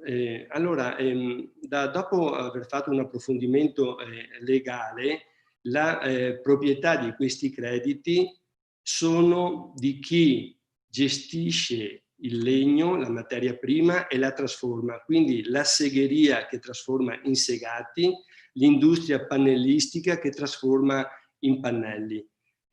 FLA gestirà, la federazione gestirà tutto il sistema di certificazione della piattaforma e la relativa vendita per tutti quei soggetti che faranno parte di questo network. Conclusioni.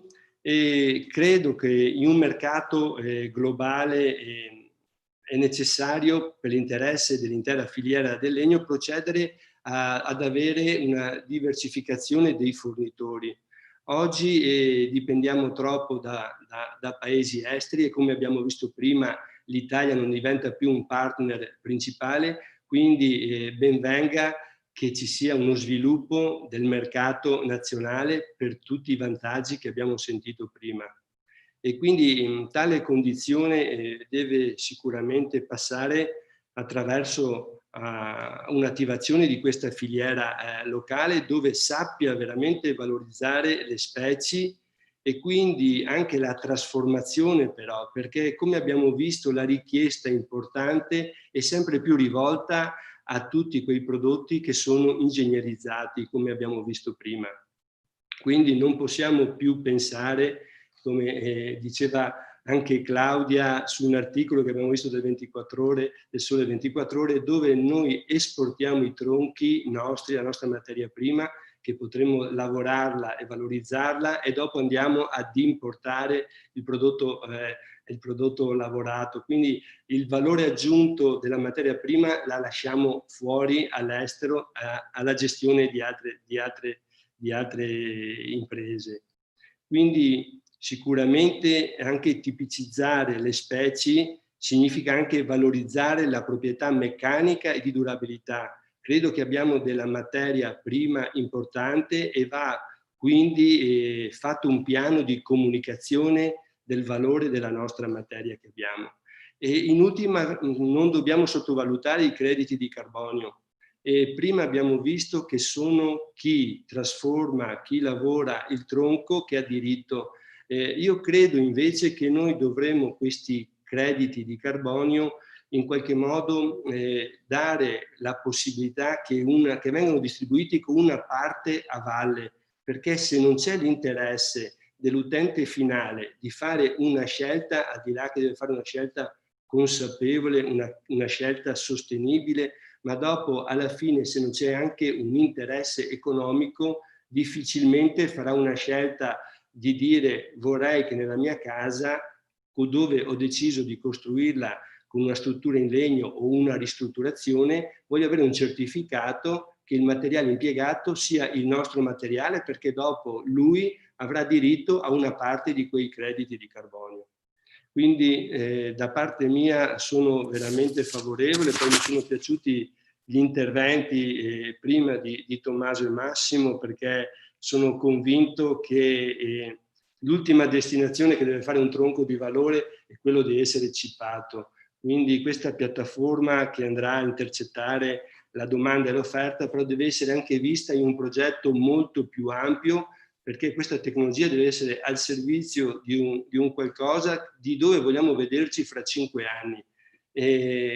Sicuramente serve lo sviluppo anche di tutta una filiera di trasformazione, perché la maggior parte, concludo anche, perché la maggior parte di noi, di chi lavora nel mondo del legno, è un qualcosa che ci è stato in qualche modo tramandato dai nostri genitori o da qualche esperienza di qualcuno che ha avuto qualche zio o qualche nonno, e quindi ce l'abbiamo anche nel nostro DNA. E quindi mi auguro veramente, e noi come federazione siamo a disposizione, perché siamo riusciti anche in Veneto, grazie anche al contributo della Regione, ad aprire un tavolo tecnico di filiera dove possiamo portare a livello regionale tutti i nostri progetti perché possano avere uno sviluppo. E chi non mi dice che le Olimpiadi di Milano e Cortina non veda dei moduli abitativi temporanei per gli atleti realizzati con la nostra materia prima dei nostri boschi. Grazie.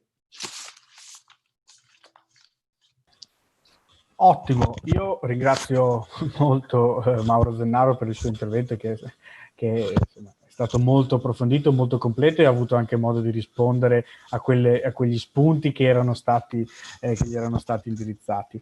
Adesso, dopo che si è tanto parlato di questo progetto, di questa piattaforma di vendita, come si comporterà, a cosa serve, eccetera, eccetera, direi che chi ci ascolta da casa è sicuramente interessato di capire a che punto è lo sviluppo della stessa.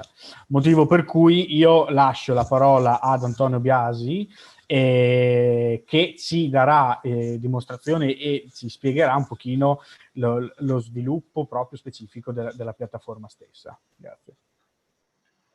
Bene, grazie a tutti i relatori che mi hanno preceduto. Mi presento perché molti di voi non mi conoscono. Sono Antonio Biasi e sono un responsabile della Camera di Commercio di Treviso Belluno. Mi occupo del settore regolazione e tutela del mercato.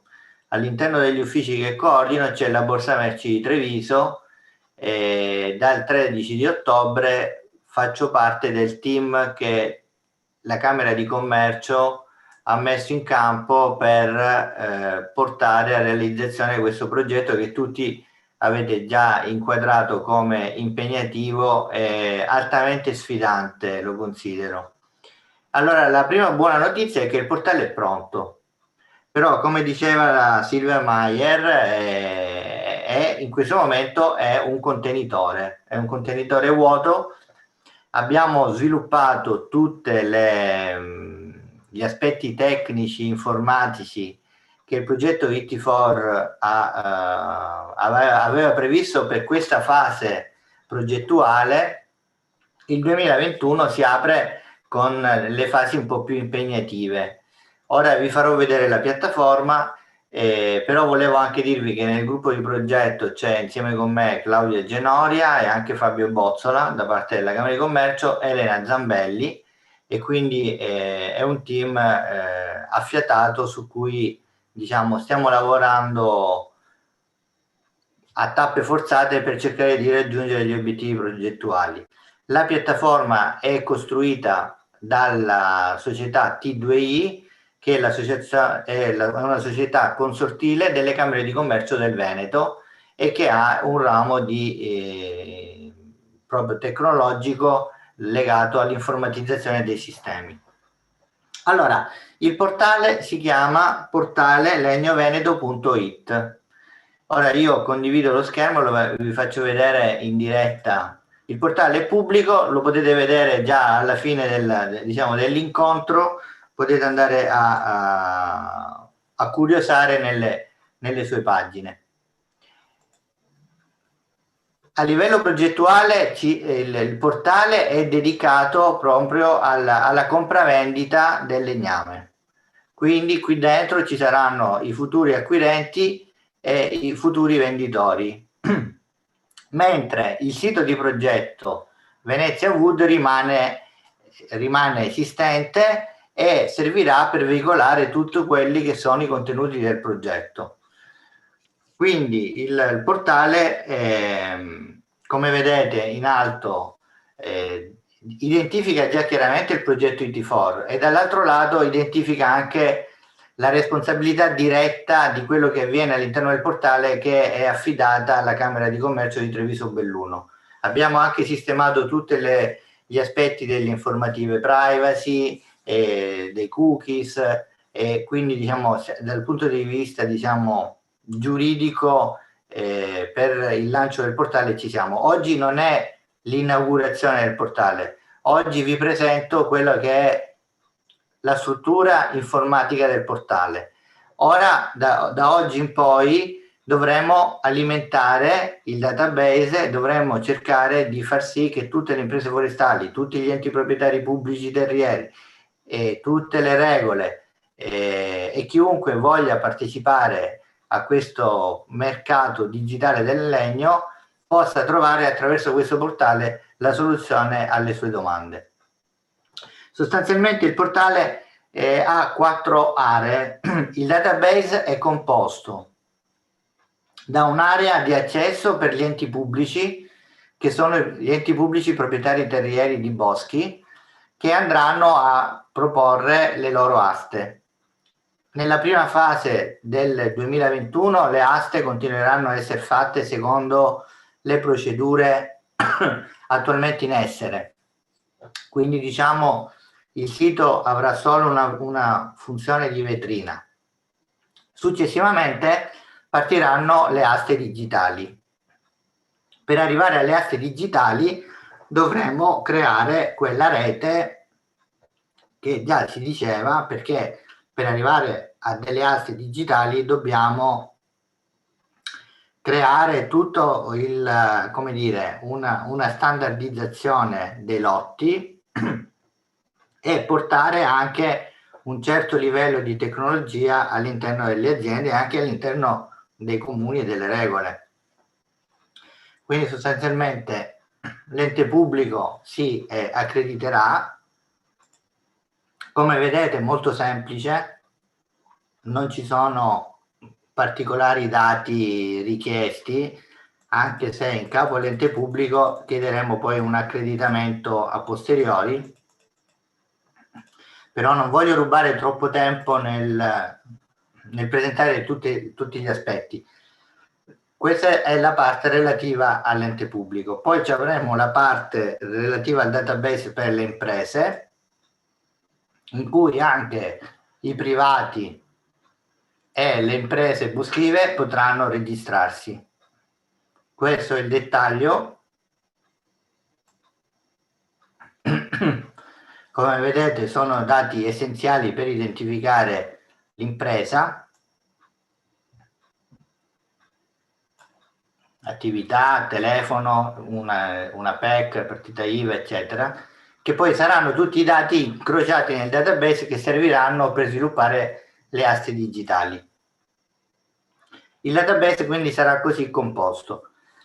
Il portale ha 4 aree di intervento, quella delle aste, che ovviamente appunto è vuoto perché ora dovremo implementare attraverso una campagna di sensibilizzazione i proprietari terrieri a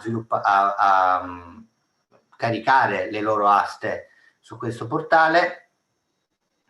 La seconda area è relativa agli annunci di privati e delle aziende che autonomamente potranno inserire nella bacheca delle imprese i loro annunci per la compravendita del legname o anche di prodotti del legno. Quindi noi ci siamo tenuti anche abbastanza ampi nella progettazione del contenitore. Ovviamente per caricare gli annunci bisognerà registrarsi preventivamente. La terza area è questa borsa del legno che in collaborazione con l'Università di Padova andrà a sviluppare le statistiche sulle vendite del legname che passeranno tramite il portale. E poi c'è una quarta area che è relativa alle news e alla comunicazione, come vedete questo per esempio è la news del seminario di oggi. Allora, questi sono i partner aderenti al progetto. E diciamo che ora volevo raccontare un po' le tempistiche.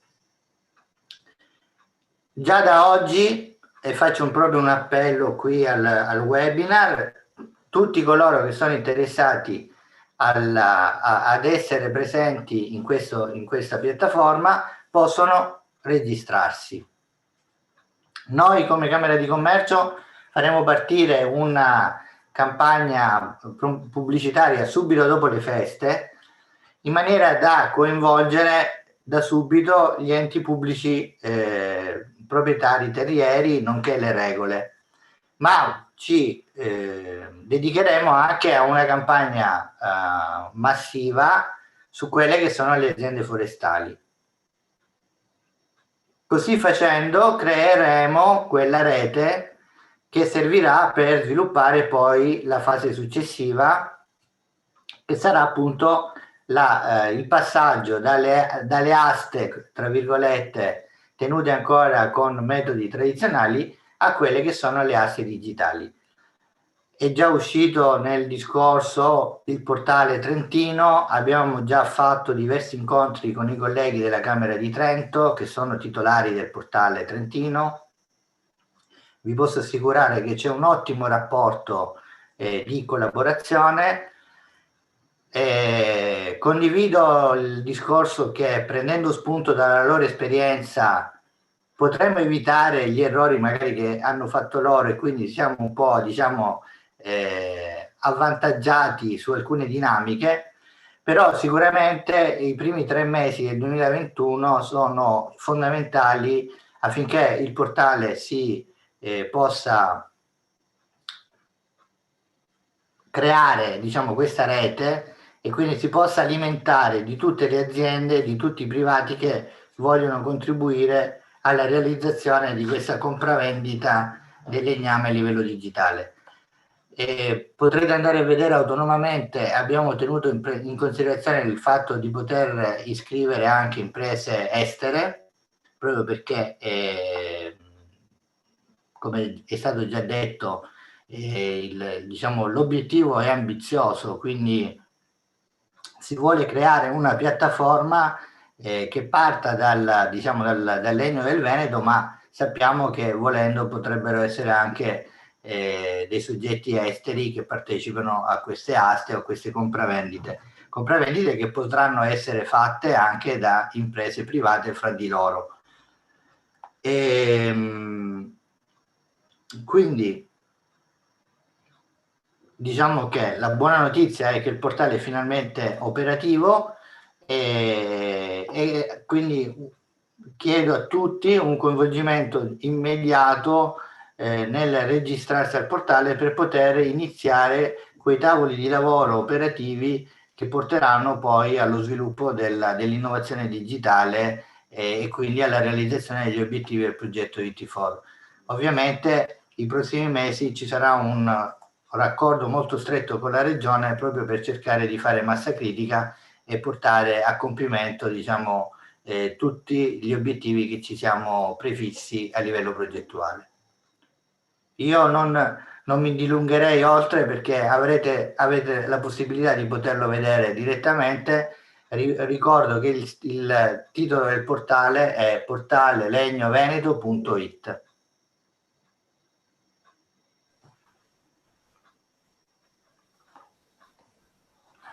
Tolgo la condivisione. Ecco, sì, grazie.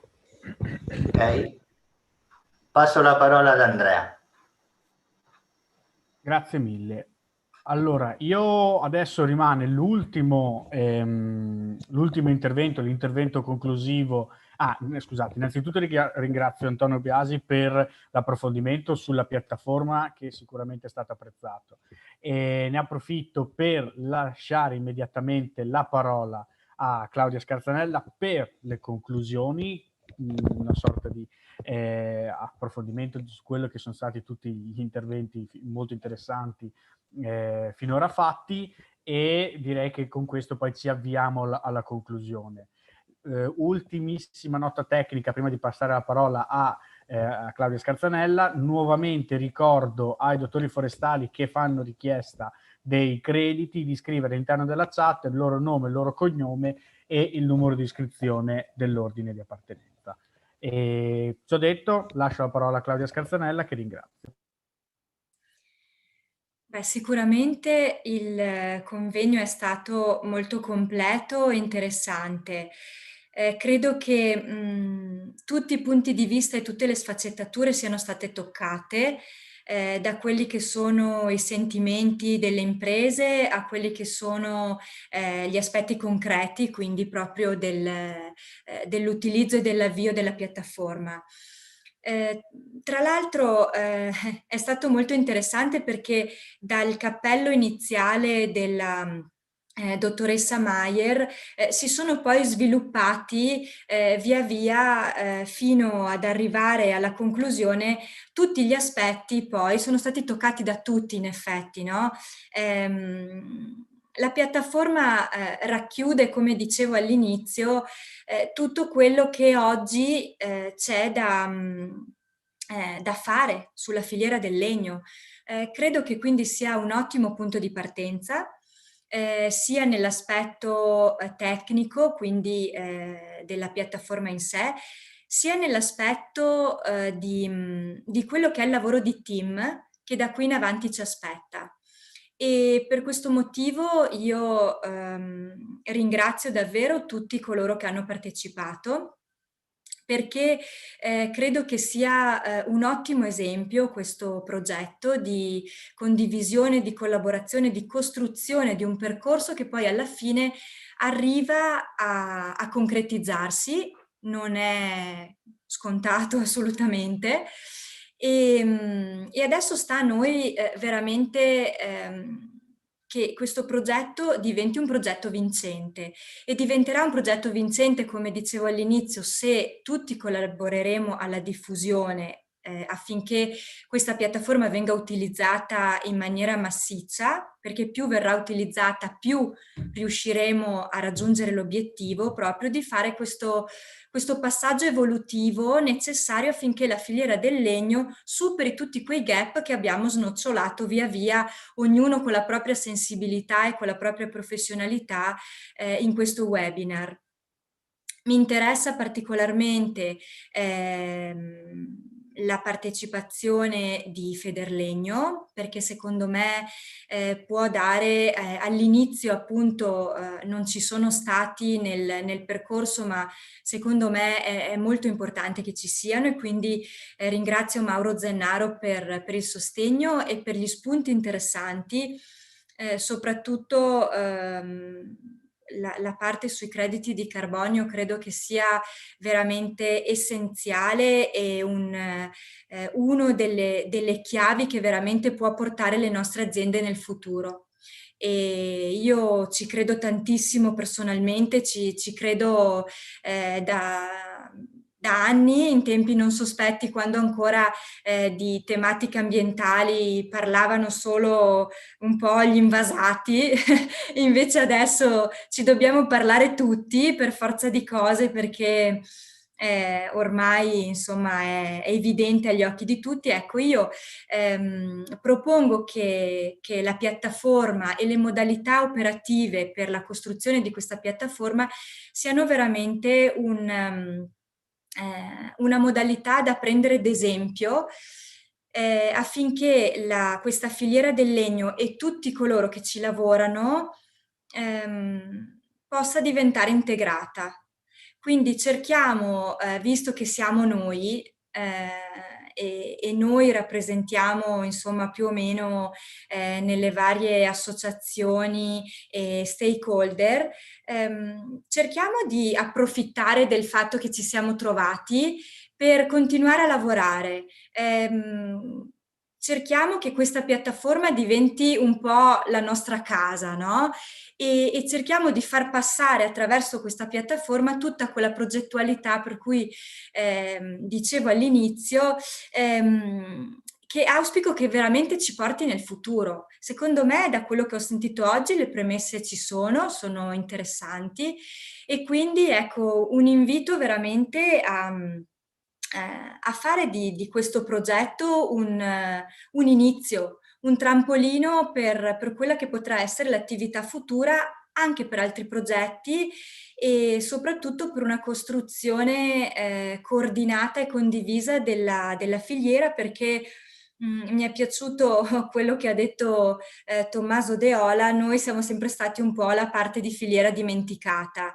Grazie a Vaia e non solo, è uscito così forte il ruolo importantissimo delle imprese boschive, e anche la debolezza poi delle segherie, e via via poi il dialogo che dovrà esserci e che è emerso, che dovrà esserci per tutti gli anelli della filiera, che hanno necessariamente la stessa importanza. Credo ecco che questo possa essere proprio un bell'esempio virtuoso da presentare come stimolo proprio anche per noi operatori, per cominciare da qui. Quindi ecco, mi piacerebbe che questo fosse un inizio, e quindi sicuramente la Confartigianato è a disposizione a condividere tutti i contenuti e a mettere tutti i tasselli possibili per la crescita, per la costruzione di quella filiera locale che oggi non è più un sogno, un ideale, un credere in qualcosa perché uno ha una determinata sensibilità. Oggi è una necessità. Il passaggio di Mauro Zennaro sulla Russia e sulla Cina è stato sicuramente illuminante. Questi stanno lavorando molto per crescere. Da una parte si chiudono i mercati per cercare di aumentare il PIL, dall'altra parte si cerca di importare cose che il proprio paese non ha, per cercare sempre di crescere. L'obiettivo è comunque sempre la crescita. Noi proprio non abbiamo perseguito questo, i numeri lo dicono chiaramente. Io insomma mi ero ovviamente prima del convegno fatta un po' di fotografia di quelli che sono i numeri. La variazione percentuale di tutta la filiera del legno è in negativo dal 1 gennaio 2019 al 30 settembre 2020. Abbiamo tutte le carte in regola per crescere, sono convinta di questo e credo che questo progetto, la condivisione del progetto e il lavoro che stiamo facendo insieme siano un tassello fondamentale per il futuro della filiera, io ci credo, e quindi sono a disposizione per continuare a lavorare su questo perché, ripeto, questo per me è solo l'inizio. Vi ringrazio molto tutti per la partecipazione che ho visto numerosa, perché credo che più riusciamo a divulgare questi concetti e più credo che contribuiamo a cambiare quella cultura che è poi fondamentale perché diventiamo consulenti, associazioni, imprese che poi di fatto tutte insieme contribuiamo a cambiare la cultura del paese, e quindi questo è poi lo scopo finale. Nel momento in cui cambia la cultura, noi imprese non abbiamo più paura perché avremo i clienti che automaticamente capiranno il motivo e quello che noi vendiamo e non avremo più problemi. Ecco, questo è sicuramente il nostro scopo, cercare di far capire ai nostri clienti che sul mercato troveranno dei prodotti che saranno diversi, perché necessariamente dovremo iniziare a cambiare rotta e a cambiare strategia. Quindi un po' di più lungimiranza, di equilibrio, di sostenibilità sicuramente saranno la chiave di volta per il nostro futuro, per il futuro di tutti. Vi ringrazio molto. Grazie mille Claudia, e io direi che siamo ben oltre il limite massimo che questo webinar si era dato. Vuol dire che i contenuti che sono stati trattati sono stati tanti e sono stati anche ben approfonditi. Mi dispiace per chi ha posto delle domande che provvederemo sicuramente a rispondere nei prossimi giorni, e come scritto poi da Alberto, che inizio già a ringraziare per il supporto tecnico all'interno della sezione domande e risposte. Vedremo di rispondere sia su entrambi i siti di un progetto al momento, quindi venezianwood.it e portalelegnoveneto.it.